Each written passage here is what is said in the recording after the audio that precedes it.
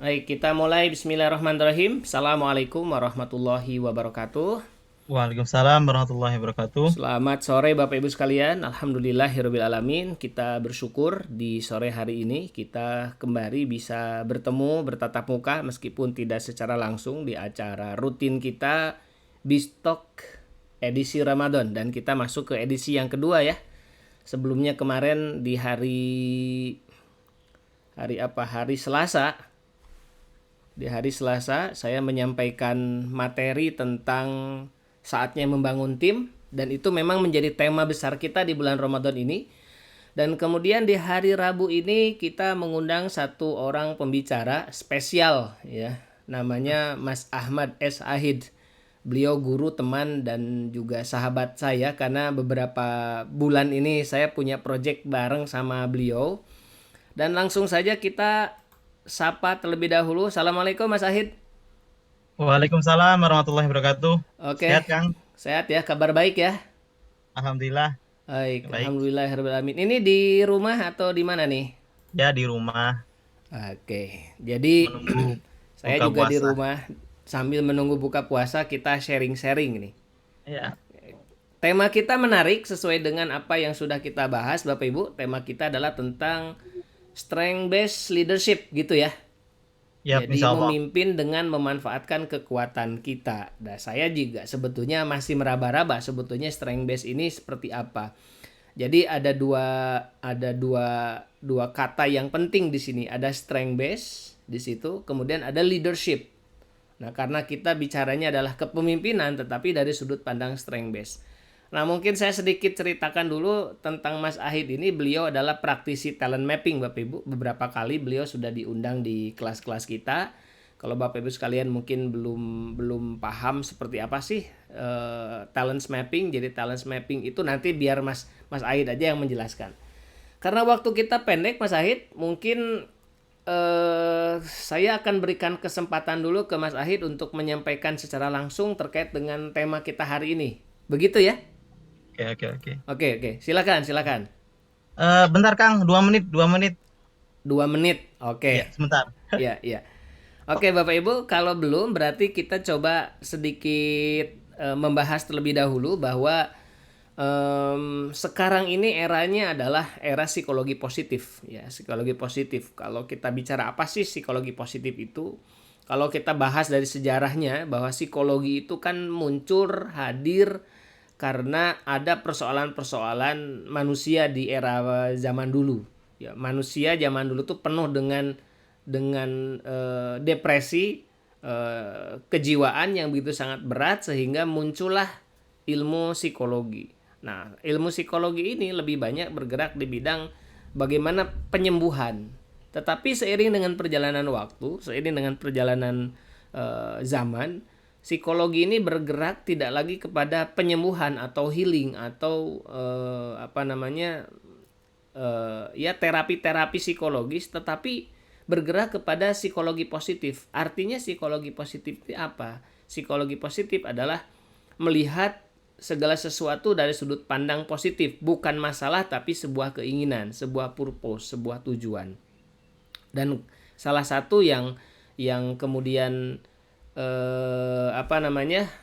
Yang kemudian menjadi menarik untuk kita adalah bahwa ternyata psikologi positif ini juga bisa dimanfaatkan dan dipakai di dunia bisnis atau di dunia organisasi ya, sehingga pada hari ini kita akan coba membahas salah satu peran dari psikologi positif, kalau saya tidak salah yakni tentang strength based leadership.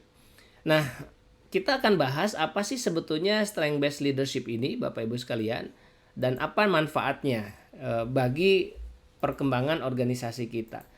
Jadi kalau kita bicara secara sederhananya, ini kalau bahasa saya yang awam tentang strength base ini adalah bagaimana kita memahami kekuatan-kekuatan kita yang nanti dengan kekuatan kita itu atau ke sifat bawaan kita atau karakteristik bawaan kita yang dengan karakteristik itu kita bisa menggunakannya untuk memimpin sebuah organisasi ya. mungkin kita sudah mendengar yang namanya istilah-istilah dalam organisasi atau dalam kepemimpinan. Misalnya katakanlah transformational leadership, atau ada lagi yang namanya transactional leadership. Kemudian ada juga istilah yang lainnya adalah misalnya servant leadership. Ya, transactional leadership ya berarti biasanya adalah cara memimpinnya itu adalah dengan bentuk transaksi, lu beli gua jual, atau lu jual gua beli. Kalau transformasional adalah bagaimana mengembangkan atau mentransformasi orang-orang. Kalau yang namanya servant leadership itu adalah pola kepemimpinan yang cara memimpinnya adalah dengan melayani kebutuhan anggota tim. Nah, satu lagi yang akan kita bahas hari ini adalah strength based leadership, atau memimpin dengan memanfaatkan kekuatan yang kita miliki. Nah, hari ini saya tidak sendirian, saya hari ini bersama teman saya, guru saya, relasi saya, sekaligus sahabat saya, Mas Ahid. Nah, kita coba cek dulu Mas Ahid kira-kira sudah bisa kembali connect dengan kita apa enggak nih? Mas Oke. Ahid sudah siap? Ya, suara saya aman, Kang? Aman. Oke. Aman ya. Maaf, Jadi ada yang perlu diselesaikan tadi. oke, diselesaikan tapi di dapur ya nyelesain ya. Aman. Baik, Masih baik, baik. tahan. Baik, Mas Ahid, kita Ya, tadi saya sudah sedikit memberikan sebuah sudut pandang yang nggak tahu saya benar atau tidak. Nah, mungkin untuk lebih jelasnya saya serahkan sepenuhnya ke Mas Ahid aja deh. Silakan Mas Ahid. baik. Terima kasih. Assalamualaikum warahmatullahi wabarakatuh. Waalaikumsalam warahmatullahi wabarakatuh. Selamat sore, Bapak Ibu, peserta Bistalk Ramadan Special Edition. Kalau biasanya kita ngabuburit itu yang kita harap-harap itu nanti kolak, kemudian es buah, gitu ya. Nah, kalau super personality memang spesial, yang disajikan materi, Iya. materinya berat lagi gitu ya, terkait dengan leadership. Karena biasanya kalau kita sudah berbicara tentang leadership, ya ini adalah pembahasan yang berat karena memang memerlukan sedikit kedalaman kita berpikir. Tetapi karena tema kita adalah ngabuburit, maka kita bikin ringan saja deh. Iya. Meskipun materinya berat, yaitu tentang bagaimana kita memahami tentang strength based leadership. Baik, karena ini adalah open mind, kita mencoba untuk mengambil sudut pandang bagaimana sih kepemimpinan itu, bagaimana kita memandang kepemimpinan itu. Dan nanti saya sedikit menyampaikan materi, Kang Rian ya. Iya, boleh. Setelah itu kita diskusi. Mohon izin Bapak Ibu, saya menyampaikan slide materi.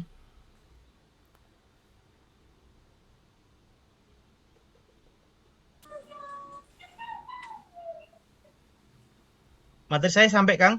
Iya, masuk. Oke, baik. Temanya adalah menggali kekuatan, menguatkan jiwa kepemimpinan. Memang tema-tema kepemimpinan begitu luas cakupannya. Saking luasnya kadangkala kita lupa untuk kembali kepada diri kita. Saking asiknya kita membahas Jendera katanya, dia bener dapat lagi kan segini. Iya, besok paling. Sabit bisa dibantu Sambil untuk saya amankan juga ini. Iya, silakan. ya. Saking luasnya kita membahas tentang konsep-konsep kepemimpinan, kita sampai lupa terhadap diri kita. Kita sampai lupa melihat kedalaman sebenarnya kita itu atau diri kita secara pribadi itu memiliki corak kepemimpinan seperti apa dan kita bisa maksimal seperti apa.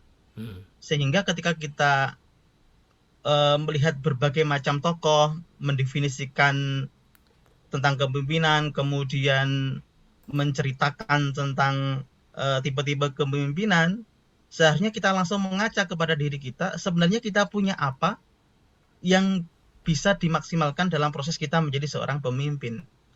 Dengan berbagai macam skala, ada di antara kita yang menjadi pemimpin organisasi, bisa jadi. Ada di antara kita yang memimpin satu orang, yaitu keluarga, yaitu istri sendiri atau suami sendiri.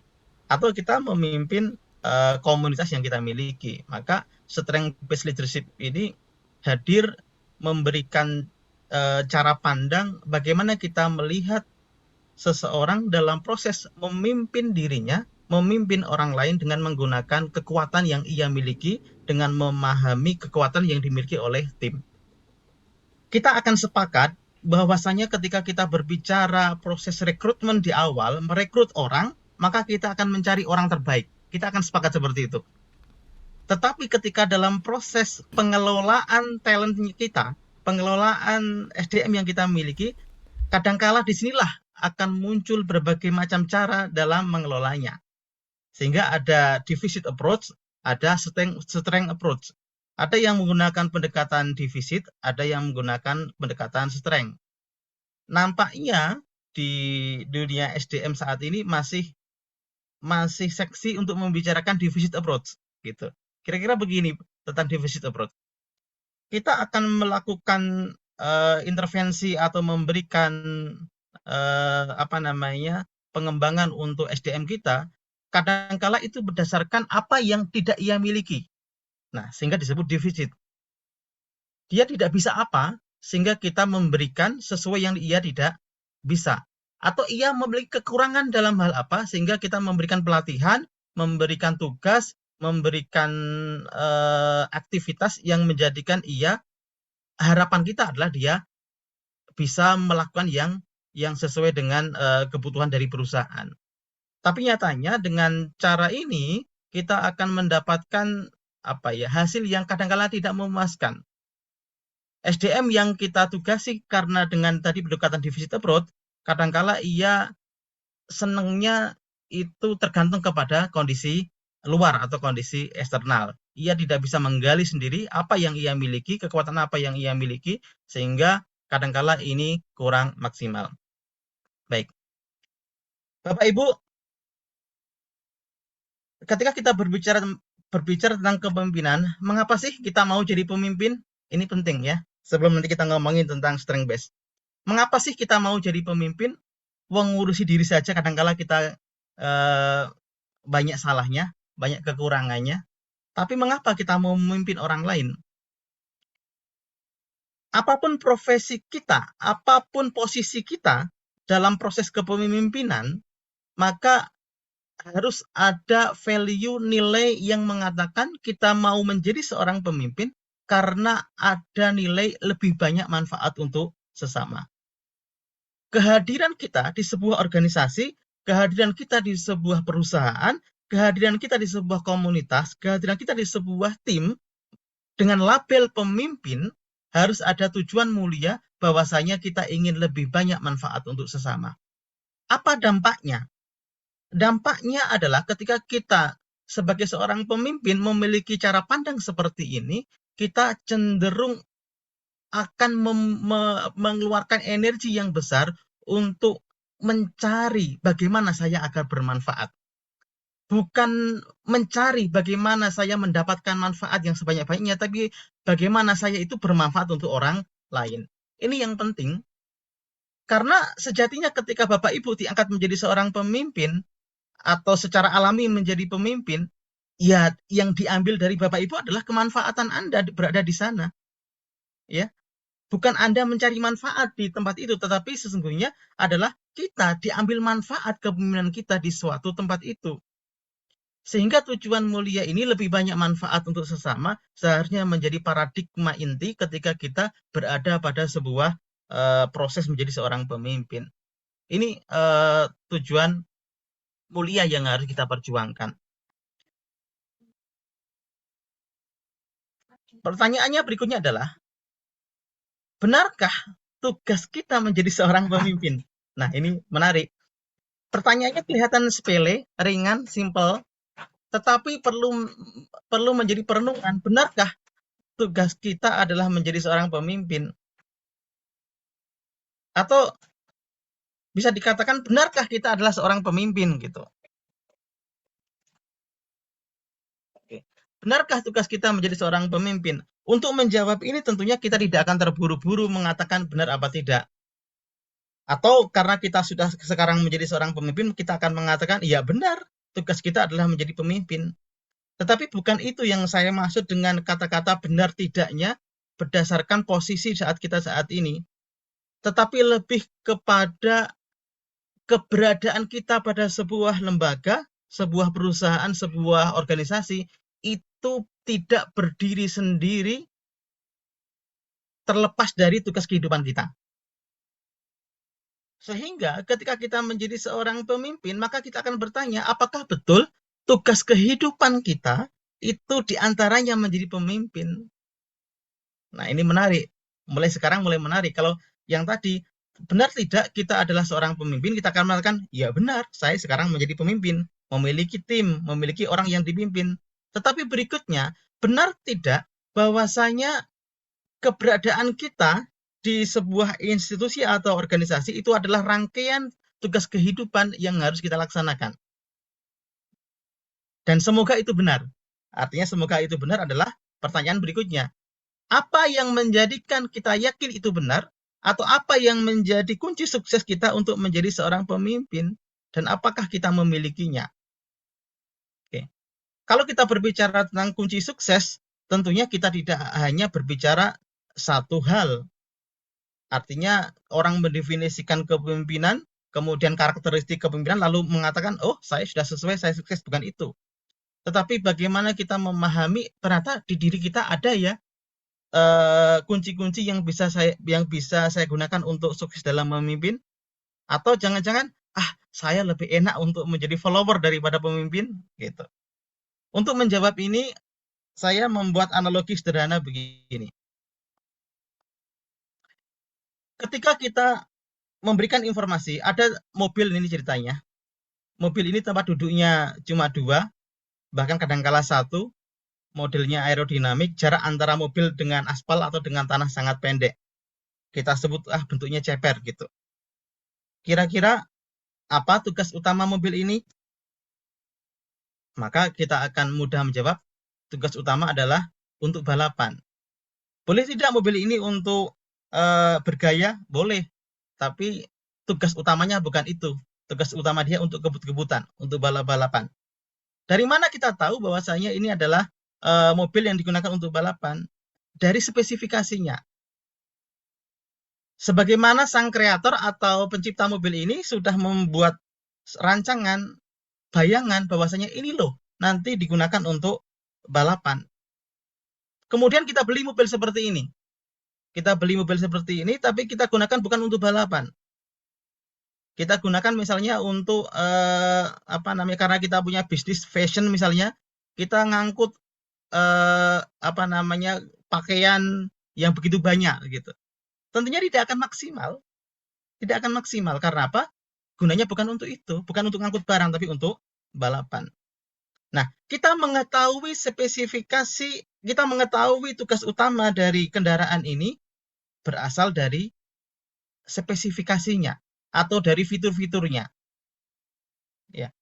Begitu pula Bapak Ibu, kita mengetahui tugas kehidupan kita ya dari spesifikasi diri kita yang bisa dijadikan kekuatan untuk menjalankan tugas itu. Lalu ketika kita hubungkan, benarkah kita menjadi seorang pemimpin, tugas hidup kita menjadi seorang pemimpin? Ya kita lihat apa kekuatan kita, apa fitur unik kita, apa spesifikasi diri kita yang menurut kita itu bisa dijadikan sebagai seorang pemimpin apa tidak. Jika kita ternyata menemukan banyak hal yang kita temukan dalam diri kita yang itu bisa dijadikan sebagai kekuatan untuk menjadi seorang pemimpin, maka kita akan mengatakan, yes, I am leader, saya seorang pemimpin. Begitu.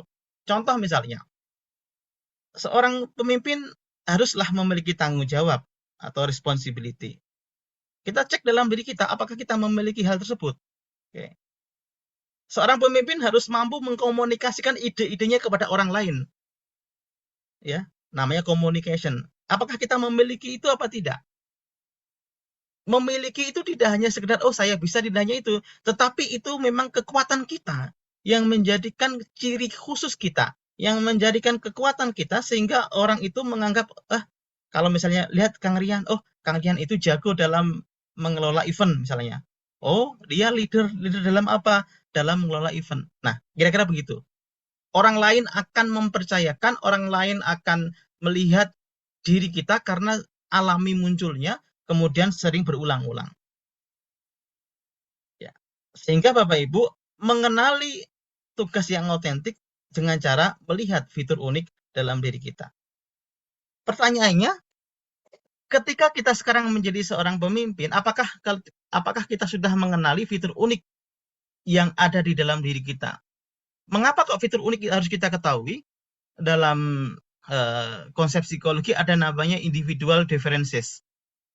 Setiap individu itu berbeda.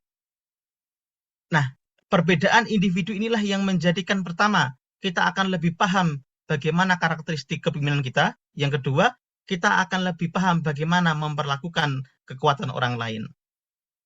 Orang yang tidak memahami konsep individual differences kadangkala memandang semua orang sama.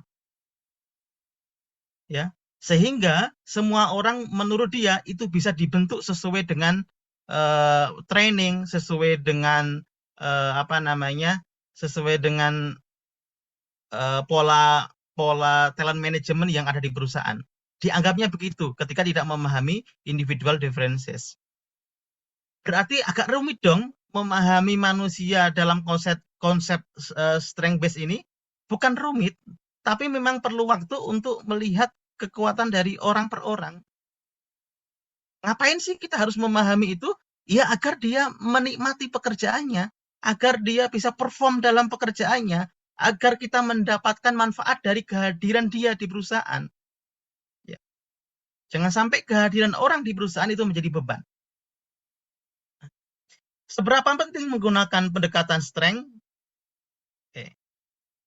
Begini, tadi di awal saya menjelaskan tentang strength approach dan deficit approach. Begini Bapak Ibu, ketika seorang pemimpin melihat anggota timnya itu dari sudut kekurangan, biasanya yang muncul itu adalah perbaikan. Sehingga orang itu seperti perusahaan itu seperti tempat bengkel.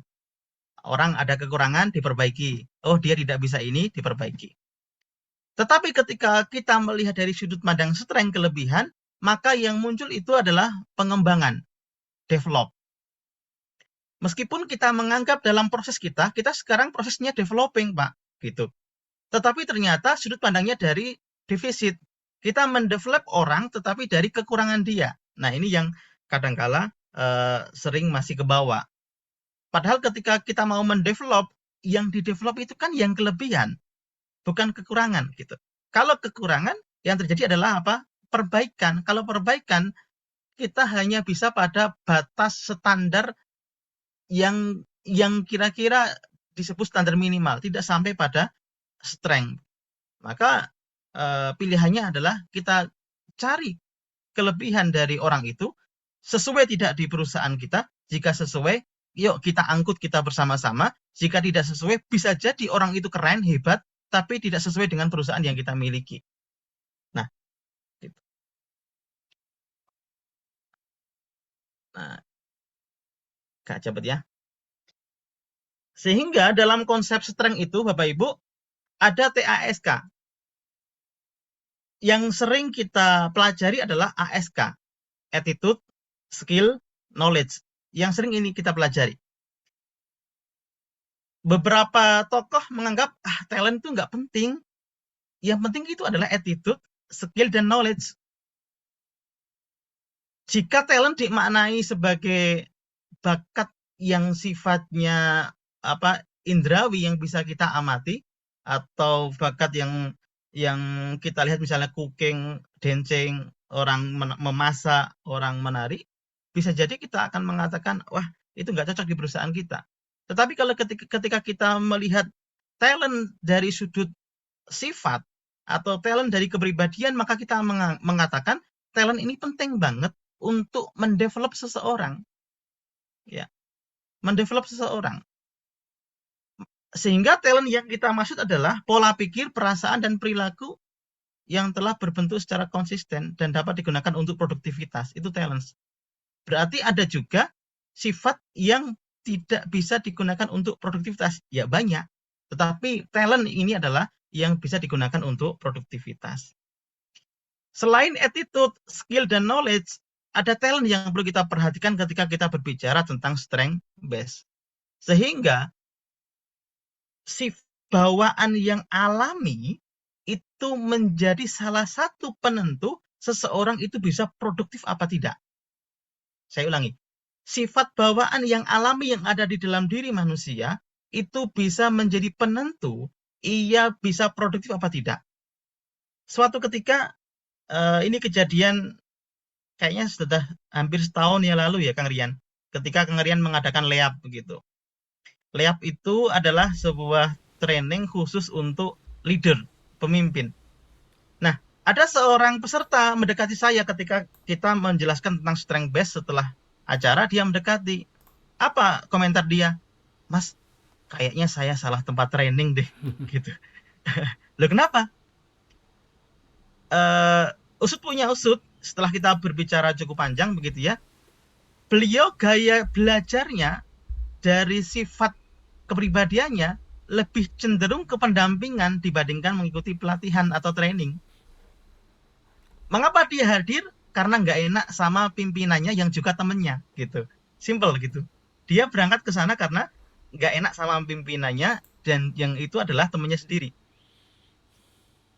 Terus sarannya apa untuk beliau? Saya mengatakan, ya Anda sepertinya akan lebih cocok dan akan lebih berkembang ketika dengan cara secara privat, secara pribadi pendampingan untuk proses kepemimpinan. Dan dia menyatakan, yes, itu yang saya perlukan, bukan forum-forum training. Nah, memahami karakteristik unik seseorang akan bisa menentukan orang ini diapakan ya. Orang ini develop seperti apa ya. Kira-kira begitu arahnya. Nah, ada knowledge, ada attitude, ada skill. Attitude, proses belajar orang akan memahami. Ada SOP dan yang lainnya, orang akan mampu untuk memberikan attitude yang sesuai dengan budaya kerja dari sebuah perusahaan. Skill dengan pelatihan tentunya bisa diberikan. Knowledge dengan informasi. Sore hari ini adalah knowledge, pengetahuan. Tetapi ketika kita mengharapkan ke arah skill, maka Anda harus mengikuti kelas-kelas yang terkait dengan leadership. Tetapi ketika kita berbicara attitude, kita harus take action karena nanti akan terbentuk bagaimana sikap kita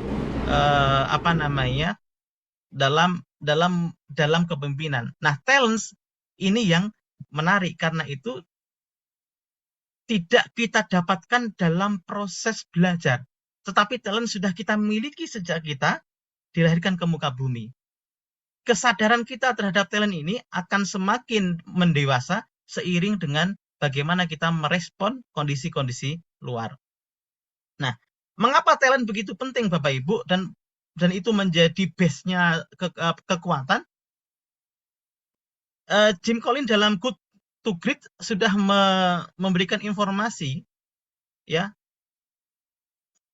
Mungkin teman-teman yang berada di bisnis sangat fasih dengan berbicara tentang ini ya, tentang kepemimpinan level 5.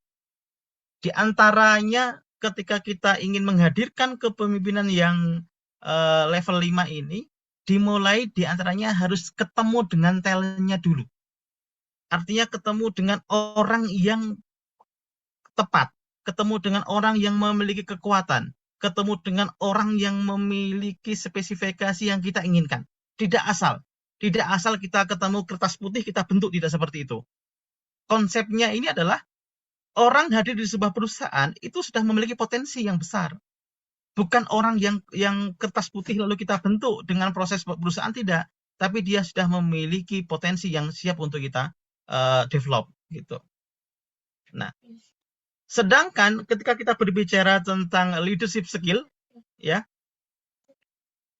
ini ada 6 leadership skill. Maksud saya menghadirkan gambar ini adalah bahwasanya ini bisa kita pelajari. Artinya bisa kita pelajari, ada proses pembelajaran untuk skills. Tetapi kalau kita berbicara tentang talents, tidak ada tempat belajar untuk saya mendapatkan talent apa. Tetapi untuk belajar membangun kesadaran tentang talent diri, banyak. Tetapi tidak belajar, oh saya pengen talent ini, saya belajar, tidak seperti itu. Tetapi kalau skills, kita bisa mempelajarinya. Berbedanya di sana. Okay. Knowledge, apalagi knowledge kita bisa forum-forum seperti webinar dan yang lainnya itu adalah forum-forum knowledge. Nah, begitu Bapak Ibu, bagaimana kita menghadirkan sudut pandang positif, menghadirkan sudut pandang melihat orang dari sudut pandang kekuatan dia. Dalam konsep psikologi memang ini alirannya adalah aliran psikologi positif, melihat orang dari sudut pandang atau kacamata positif. Saya kira begitu Kang Rian, sebagai pembuka kita untuk ngabuburit, bahwasanya menjadi pemimpin tidak hanya cukup untuk bagaimana dirinya bisa eksis, tetapi menghadirkan kemanfaatan yang lebih banyak kepada orang lain. Dan menghadirkan kemanfaatan yang lebih banyak pada orang lain itu tidak hanya cukup untuk betulin kesalahan orang, betulin kekurangan orang, tetapi akan maksimal di mana ketika kita memahami kekuatan orang, kekuatan diri kita, kemudian kita tumbuh bersama-sama. Semoga ini cukup memberikan rasa penasaran kita terkait dengan konsep strength based leadership. Demikian, Assalamualaikum warahmatullahi wabarakatuh. Waalaikumsalam warahmatullahi wabarakatuh. Baik, Bapak Ibu, teman-teman sekalian, tadi kurang lebih ya sedikit pemaparan terkait dengan strength based leadership ini. Mungkin Mas Ahid, kalau saya boleh menyimpulkan, ini kesimpulan saya betul nggak kalau strength based leadership itu adalah satu, dia harus paham apa yang menjadi kekuatannya dia sebagai seorang pemimpin. Dari situ dia nanti bisa tahu gaya memimpin yang paling pas bagi dia seperti apa.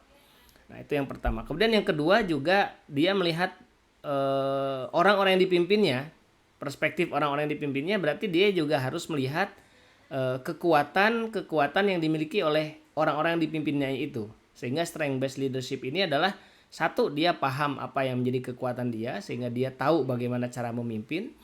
Yang satu lagi adalah dia tahu kekuatan-kekuatan yang dipimpinnya sehingga dia bisa tahu bagaimana cara mengarahkan orang-orang yang dipimpinnya itu. Begitulah mungkin kurang lebih ya.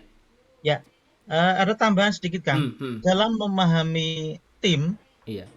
kan tidak semua orang memiliki ketajaman memahami orang secara personal ya. Nah, sehingga ia punya tim HRD itu ya gunanya itu.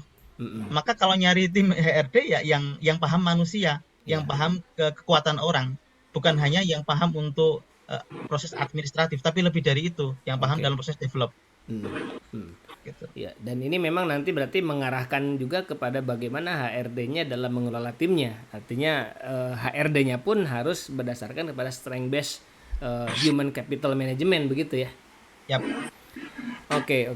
Ya, saya coba buka tanya jawab dulu Bapak Ibu ya. Di sini ada pertanyaan.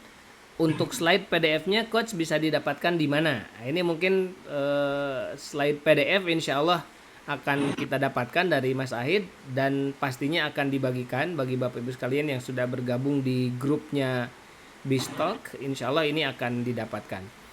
Kemudian ada pertanyaan yang kedua. David, Actual News ya. Apa yang dimaksud dengan strength, weakness, opportunity dan threat? Apakah ini ada maksudnya nggak? Ini mungkin pakai SWOT nih. Apakah strength based leadership itu dengan apa hubungannya dengan istilah ini? Mungkin gitu Mas Ahid. Oke. Beda ya. Kalau kita ngomongin tentang SWOT sebagai sebuah tool management, nah ini paradigma dalam pengelolaan SDM. Jadi nanti berbeda pendekatannya. Ya sama-sama digunakan dalam mengelola orang, tetapi ketika kita berbicara SWOT itu dengan rangkaiannya, dengan 3 temannya itu tentunya akan berbeda. Kalau ini betul-betul memahami diri sebagai seorang leader dan memahami tim sebagai orang yang dipimpin dari sudut pandang positif atau sudut pandang kekuatan. Ya, jadi kalau SWOT atau TOWS analisis itu lebih banyak dipakai untuk pengambilan keputusan ya. Yap, betul. Ada strength-nya apa, weakness-nya apa, opportunity-nya apa, kemudian threat-nya apa. Tapi kalau yang strength based ini justru malah bagaimana melihat manusia sebagai sosok ya, manusia yang dia punya kelebihan dan dia juga punya kekurangan. Nah, sementara strength based itu melihat manusia sebagai sisi positifnya, kelebihannya dia, dan apa yang mesti dilakukan. Begitu mungkin ya kurang lebihnya ya. Ya. Oke. Ada lagi pertanyaan, coba kita akan bahas. Banyak yang bilang jadi pemimpin repot mengatur anak buah, apa benar? Nah, Solusinya ketika apa nih? ketika kita sudah mau menjadi pemimpin, ya kita memang siap untuk direpotkan. Iya, memang resikonya memimpin ya dipimpin. Resikonya memimpin ya berarti ada yang dipimpin ya. Mungkin yang dikatakan repot adalah Hmm. ketika kita terasa jauh antara kita dengan orang yang kita pimpin. Maksudnya jauh itu kita kok ngerasanya nggak paham Pak, nggak paham dengan yang kita pimpin ya. Oke. Bisa jadi karena memang kita belum tahu tentang karakteristik uniknya dari orang yang kita pimpin, atau kita juga tidak tahu gaya kepemimpinan kita sebenarnya seperti apa. Random hidup kita begitu, suka-suka gitu, Iya. suka-suka. Kalau ketemu anak buah yang bagian bawah banget, kita menggunakan gaya commander, Iya. tegas gitu. Tapi ketika kita ketemu dengan relasi-relasi kita menggunakan yang lebih demokratis, lebih santun begitu. Sehingga kita seakan-akan tidak mencitrakan diri kita yang seutuhnya, yang otentik gitu. Sehingga terasa susah gitu rasanya. Ini menarik nih statement tadi, menunjukkan kita yang otentik. Jadi maksudnya otentik itu apa nih? Nah, begini, ketika kita memimpin dengan gaya kita sendiri, maksudnya dengan kekuatan kita, karena itu berasal dari diri kita, tentunya kita akan lebih otentik. Lebih otentik artinya ini loh saya dalam mengelola orang, ini loh kemampuan saya dalam mengelola orang. Ketika ada area lain yang ternyata tidak sesuai dengan kekuatan saya, yuk saya akan berkolaborasi dengan orang lain. Nah, otentik kita itu akan terbaca oleh orang lain manakala kita jujur dengan karakteristik unik kita. Mohon maaf, kadangkala kita tidak jujur dengan kepemimpinan diri kita karena apa? Karena kita ingin pragmatis, gimana biar cepet, atau kita ingin praktis, yang penting dapat orang bagus gitu. Iya. Sehingga kita tidak bisa menunjukkan seotentik apakah diri kita dalam memimpin gitu. Kalau kita memang orangnya adalah commander, dan memang itu aslinya kita adalah commander, ya kita akan mengelola ketegasan kita dalam mengambil tanggung jawab itu agar produktif begitu. Iya. Jadi Artinya, Kang Rian, commander itu salah satu dari sifat ya, karakter ya. commander itu salah satu dari, bisa jadi ini adalah tipe kepemimpinan, ada namanya command ya. Iya. Ada tipe kepemimpinan yang command, orangnya tegas gitu. Atau bisa jadi ini adalah sebuah peran produktif dari seseorang. Iya. Dia akan produktif manakala tegas, tidak suka yang berbelit-belit, to the point, berani mengambil resiko, berani mengambil tanggung jawab. Tapi kalau kita mohon maaf, bukan orang commander, bukan orang command begitu ya, kemudian kita berperan, berpura-pura untuk menjadi commander, itu yang terjadi bukan ketegasan yang didapatkan orang lain, tetapi apa? Kemarahan, energi negatif yang didapat orang lain, karena dia sejatinya bukan orang command. Iya. Ini contoh sederhana, misalkan saya pribadi, saya tuh tipikal orang yang sungkan untuk memerintah orang lain secara langsung. Karena saya tuh nggak suka tuh kalau nyuruh orang secara langsung tuh kayaknya tuh nggak suka gitu. Nah ini mungkin berarti karakteristik commander saya tuh kan sebetulnya berarti tidak muncul ya di situ ya. Artinya kalau saya maksakan memerintah dengan gaya komando atau commander tadi, itu kan sebetulnya saya tidak menjadi diri saya yang otentik, tapi saya jadi sintetik kan gitu ya. Ya, Iya kan? betul. Dan jadinya kan saya tersiksa. Tidak bisa diurai itu. Iya, tidak bisa. Ya, artinya nah mungkin kalau kasus pertanyaan tadi nih kan pertanyaannya repotnya mengatur anak mengatur anak buah maksudnya. Bisa jadi mungkin saya tidak punya karakteristik memimpin dengan cara commander, mengarahkan, tapi saya lebih suka justru malah meminta pendapat gitu. Misalnya, nih kalau menurut kamu tuh bagusnya bagaimana? Tapi dan saya merasa dengan cara mencari pendapat itu lebih mudah bagi saya memimpin daripada saya menyuruh orang. Berarti kan otentik leadershipnya saya adalah dengan cara membangun relationship hubungan begitu gitu kan maksudnya kan? Yes, betul betul Kang, betul. Ya, oke. Jadi kalau ada pertanyaan ZTA ini banyak yang bilang jadi pemimpin repot, sebetulnya mungkin bisa jadi bukan repot memimpin, tapi jangan-jangan sebetulnya kita tidak paham strength kita, kekuatan kita dalam memimpin, dan kita tidak menggunakan kekuatan itu untuk memimpin orang. Begitu ya mungkin ya Mas Ahid ya? Oke, yes, betul. Wah, ini rupanya yang nanya banyak juga ini. Kita coba lihat satu-satu ya. Ini waktunya memang dibatasi ya, dibatasi 1 jam, sengaja aja biar dikit-dikit karena kalau kebanyakan nanti kayak makan sahur. Ini banyak takjil dulu ya. Oke. Kok bahasanya pakai bahasa Kulon kurang ngertos abdi mah. Kalau pakai bahasa Sunda nanti yang sebelah timur nggak ngerti juga ini. Oke. Ada sebuah penilaian ini dari Pak Umam Jogja ini. Wah, ini senior nih ya. Kalau mau cari leader, carilah orang Jakarta atau Surabaya. Kalau mau cari karyawan, carilah orang Joglo Semar. Pertanyaannya, sejauh mana pengaruh lingkungan terhadap leadership seseorang, coach? Oke. Ini Ya, seniornya senior turun gunung ini. Ini dalam rangka pemantauan kayaknya Kang Rian. kayaknya ini. Menyantau dari jauh nih. Baik. Apa sih peran lingkungan dalam proses orang tumbuh menjadi seorang pemimpin? Tentunya berpengaruh. Tetapi begini Kang Rian.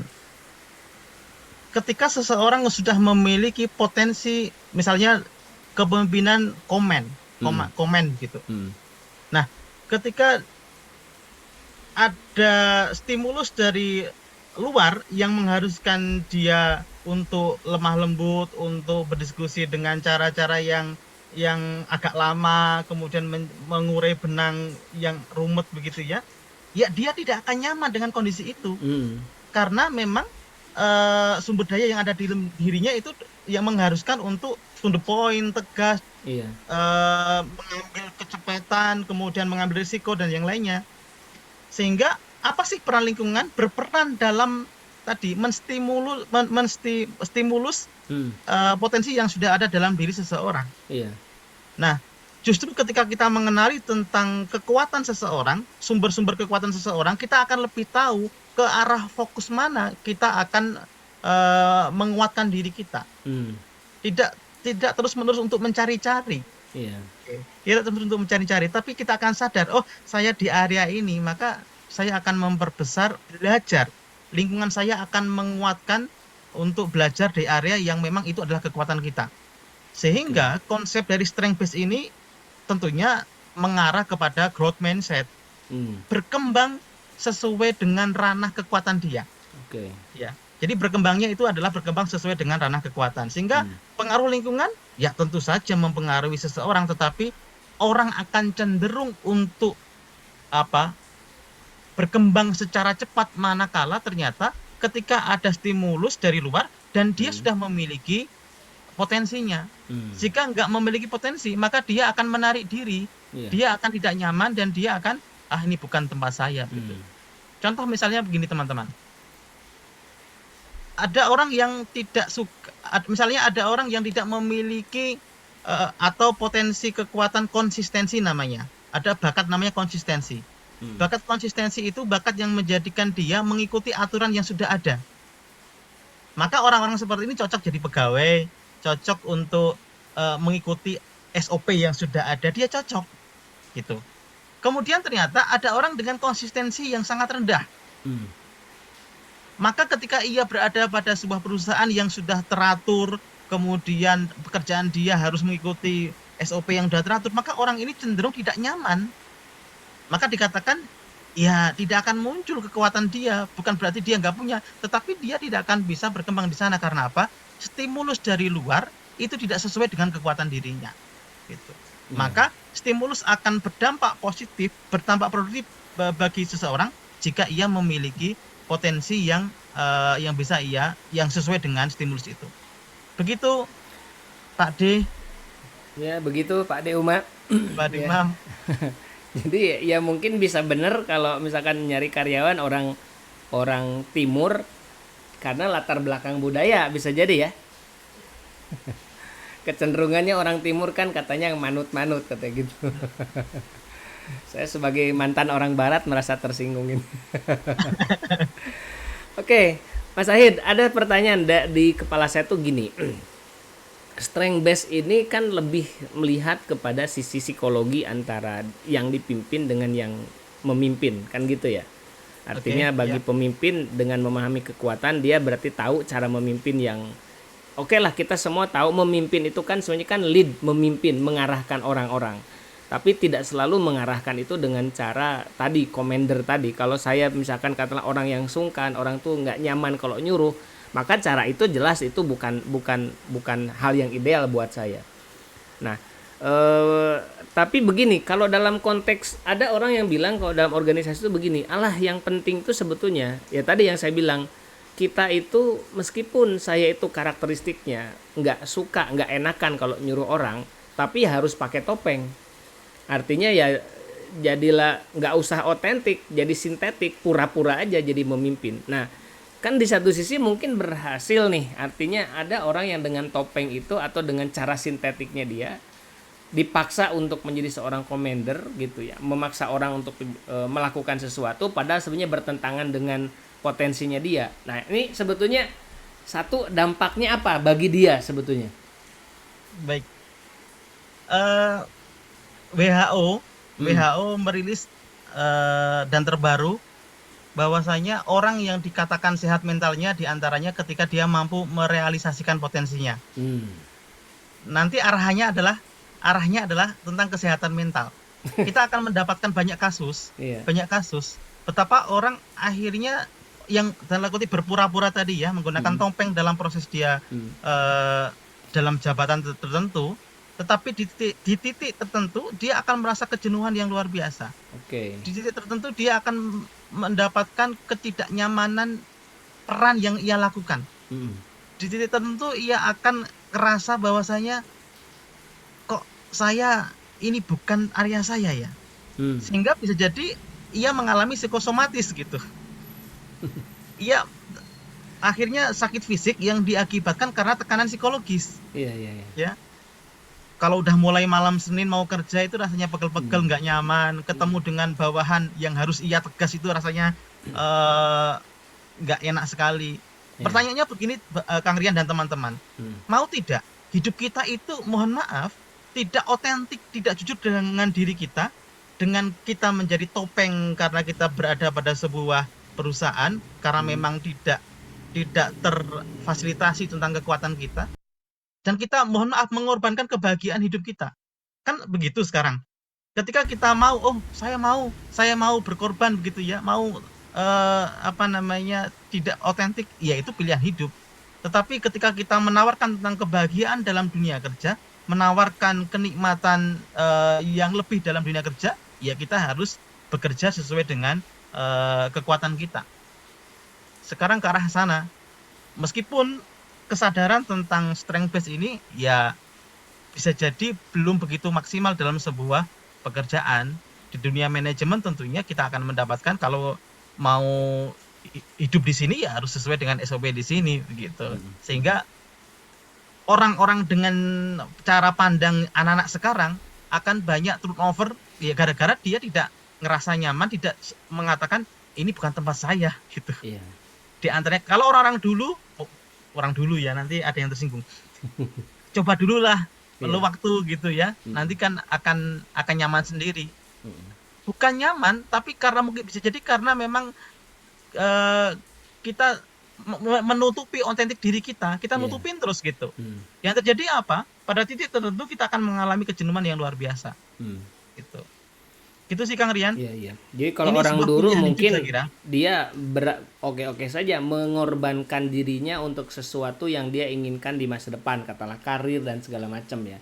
Tapi kalau karakteristik orang sekarang, kalau bisa dua-duanya, why not? Artinya dia sebagai seorang pemimpin dia juga bahagia, tapi dia juga secara karir dia dapat kan gitu ya. Yes. Ya kalau orang dulu tuh kan makanya kalau anak sekarang ini pengalaman langsung nih.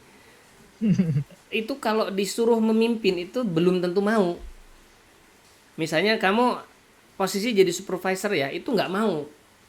Nah ketika saya tanya, kenapa kamu nggak mau? Wah saya nggak mau pak, jadi supervisor tuh saya ngalamin kalau jadi supervisor berarti saya harus merintah teman-teman saya gini gini gini. Wah saya bisa dimusuhin banyak teman tuh. Saya mendingan karir saya biasa saja tapi teman saya banyak daripada saya jadi supervisor tapi saya dimusuhi banyak teman. Nah ini kan mungkin karena asumsinya memimpin itu ya harus begitu gitu. Padahal sebetulnya memimpin bisa dengan kita punya cara sendiri dalam memimpin. Sebetulnya begitu ya. Ini menarik. Baik teman-teman, kita masih ada waktu ini kurang lebih sekitar 7 menitan lagi. Silakan kalau ada yang mau bertanya, baik itu secara langsung atau melalui jalur chat ya. Nah ini ada pertanyaan dari Mas Rian. Coach, bedanya pakai topeng dengan beradaptasi dengan lingkungan apa? Kalau kita di lingkungan baru, bukankah kita harus beradaptasi karena tuntutan lingkungan kerja? Kalau tidak bisa, kita akan tersingkir. Nah ini gimana nih Mas Aid? Kalau topeng itu jelas ya, jelas begini maksudnya.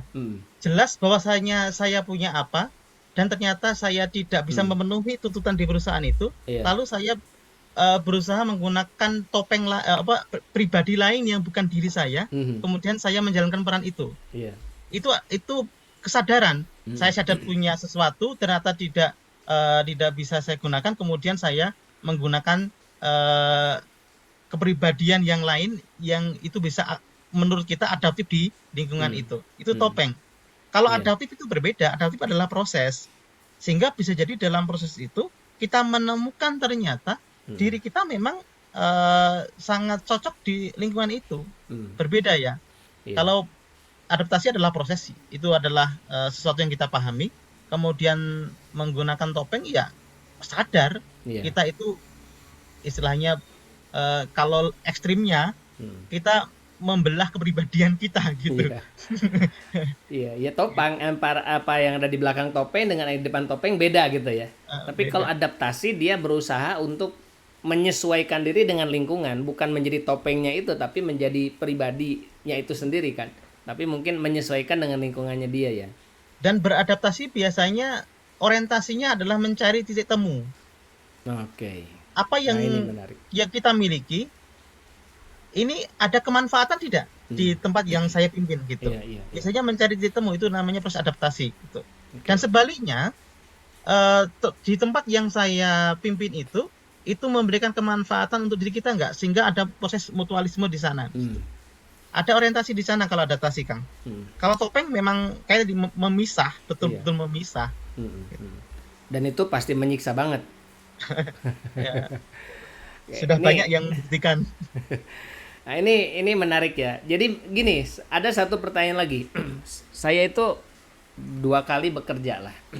Posisinya kebetulan 2 kali kerja itu sebagai HRD. Pertama di sebuah perusahaan di LPK. Perusahaannya kecil tapi karyawannya udah 70-an orang. Yang kedua itu di rumah sakit. Jadi salah satu faktor dari yang menyebabkan saya keluar itu adalah saya tidak tahan gitu. Artinya ini saya tuh jujur saya tuh gak suka memecat orang. Jadi kalau memecat orang tuh kasihan gitu, nanti dia hidupnya di mana terus dan segala macam. Makanya kalau mecat orang tuh saya sering nanya gini, Mas tahu nggak kesalahanmu apa? Jadi biar dia memecat diri sendiri gitu. Saya tahu Pak, itu kira-kira berat nggak? Berat Pak. Kira-kira resiko terbesar dari apa yang mau lakukan gimana? Dipecat Pak. Kira-kira siap nggak dengan situasi itu? Ya siap Pak. Terus kalau kamu dipecat kira-kira apa? Ya saya cari kerja lagi. Nah kalau dia udah kasih solusi sendiri ya udah. Ini ada suratnya. Memang seperti itu kenyataannya gitu. Nah, ini masalah saya sehingga waduh. Dan begini, karena saya berpikir begini Mas Ahid. Sebetulnya orang yang dipecat atau dalam sebuah organisasi itu saya sebisa mungkin sebenarnya jangan mecat orang, karena bisa jadi orang yang bermasalah itu bukan 100% dia masalah. Memang sistemnya dalam organisasinya itu yang bermasalah sehingga memecat orang ya nggak jadi solusi. Saya seringnya melihatnya begitu. Kecuali kalau memang dia itu ya memang kesalahannya dia kesalahan mutlak di dia, itu lain cerita gitu. Tapi seringkali saya nggak tahannya gini, ini masalahnya di organisasinya bukan di orangnya. Kalau saya pecat orangnya ya nanti kalau organisasinya masih gitu-gitu aja ya nanti akan ketemu dengan masalah yang sama. Nah lama-lama akhirnya saya nggak tahan. Akhirnya udah saya memecat diri sendiri aja. Akhirnya saya resign gitu. Oke. Nah, ini ada ini dari Mas Yusuf Rohman ini, suhu ya. Sepandai-pandainya tupai melompat pasti akan jatuh juga. Sepandai-pandainya menggunakan topeng pasti akan terbongkar juga. Jadi mending dari awal menunjukkan diri yang otentik apa adanya. Gitu ya Coach Ahid? Yes, Dijawab ini. yes. Stempelnya yes. Stempelnya yes. Yes. Eh, Oke, ini satu lagi Mas Ahid. Ini mungkin ya, pertanyaan terakhir lah ya. dari Mas David Actual News. Bagaimana cara menghadapi pemimpin yang kurang baik? Pemimpin yang kurang baik ini gimana nih? Nah, pemimpin yang kurang baik itu apa sih gitu? Maksudnya gini, maksudnya gini. Iya, iya. Apakah karena pribadinya Mm-mm. ataukah karena sistem yang dijalankannya? Kan ini kan berbeda Iya. hal. Atau jangan-jangan pemimpinnya baik, kitanya nggak baik, tapi kita punya persepsi dia nggak baik ya. Nah, gitu. Jadi kita harus lebih objektif untuk melihat tentang sebenarnya apakah sistem yang ada di sana yang memang kurang sehat, ataukah memang karakter pribadinya yang memang negatif begitu. Hmm. Kalau jawabannya adalah sistem, Iya. maka nah ini menjadi pembahasan yang luas dan menjadi sebuah apa namanya, sebuah pembenahan yang luar biasa memerlukan waktu. Hmm. Tapi ketika berbicara tentang pribadinya, attitude-nya, ya kita akan berbicara bisa tidak kita adaptif, tetap kita bisa produktif Hmm. tanpa kita ibaratnya apa ya, menggadaikan ketidakbaikan pemimpin kita sehingga berpengaruh kepada diri kita. Bisa nggak itu? Hmm. Jika ternyata kita masih bisa produktif, meskipun pemimpin kita kurang bagus, ya kita menjalankan peran kita. Tapi ketika ternyata adalah sistemnya, ya maka mohon maaf, jika tidak ada itikat baik dari seorang pemimpin untuk mengubah sistem, ya selamanya akan muncul orang-orang yang apa ya, yang tidak baik dalam memimpin di sebuah perusahaan itu. Hmm. Orang-orang Mau kecewa ya. ya, kecewa, mau tadi ya, mau memakai topeng, kuat-kuatan ibaratnya gitu, Hmm. kuat-kuatan dipimpin oleh beliau, Hmm. atau kita kalau memang kita memiliki power untuk merubah organisasi itu, is okay. Tapi jika posisi kita adalah posisi yang mohon maaf tidak memiliki power untuk merubah pemimpin dan merubah sistem itu, ya pilihan di Anda. Apakah Anda bertahan di sana dengan topeng Anda seberapa lama, ataukah kita memiliki kehidupan lain yang patut kita perjuangkan, gitu. Oke. Atau jangan-jangan udah keluar aja gitu. Baik, Bapak Ibu, jam 4:59 ada 1 menit lagi. Jadi ini menarik ya sebetulnya, meskipun kita sebetulnya baru di dataran kulit dan ini pun kulitnya mungkin baru kulit ari ya. Yang penting kita memahami dulu esensinya bahwa era sekarang adalah eranya bicara tentang kekuatan gitu ya. Artinya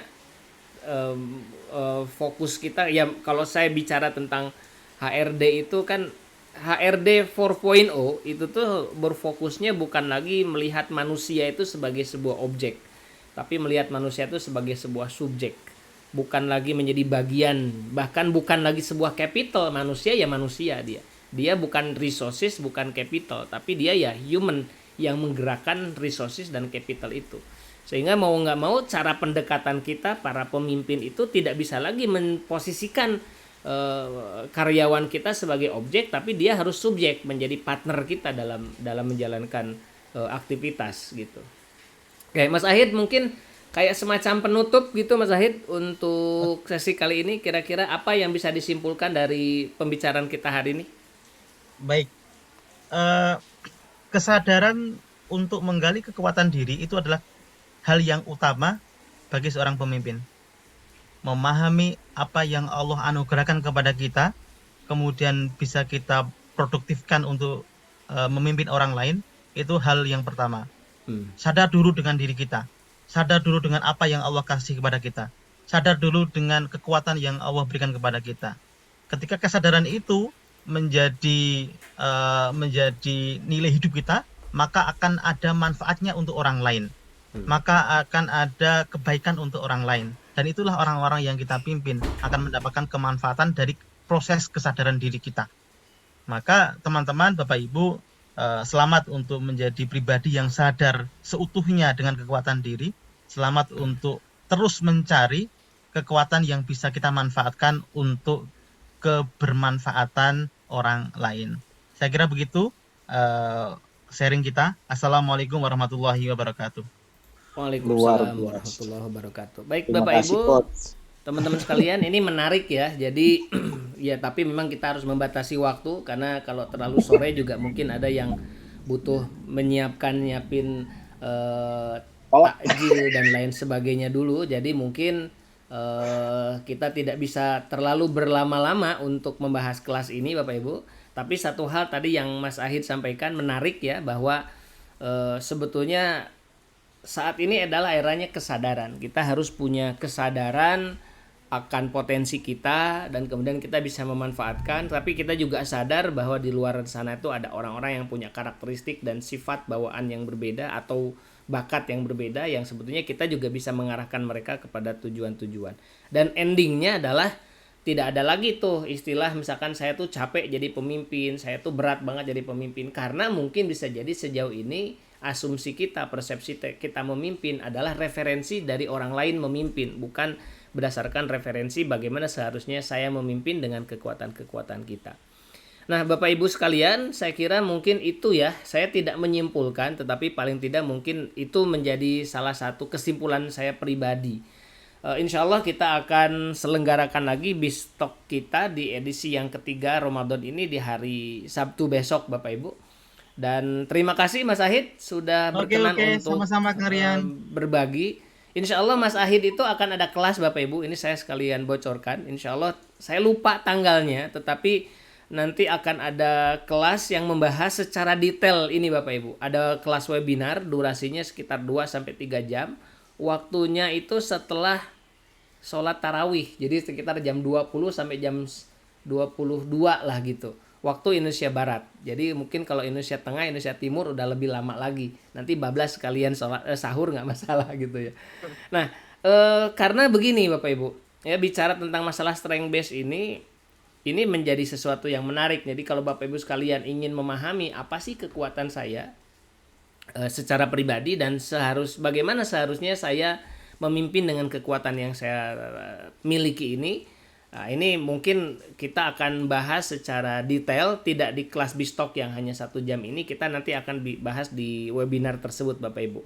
Nanti informasinya mungkin Mbak Bara di grup-grupnya Bistalk, baik 1, 2, 3 ataupun 5 sampai ke 5 nanti akan menginformasikan detailnya.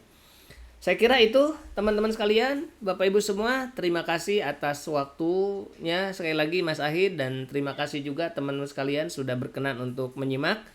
Selamat berpuasa dan selamat berbuka sebentar lagi. Mudah-mudahan Allah menerima puasa kita hari ini. Sampai ketemu. Assalamualaikum warahmatullahi wabarakatuh.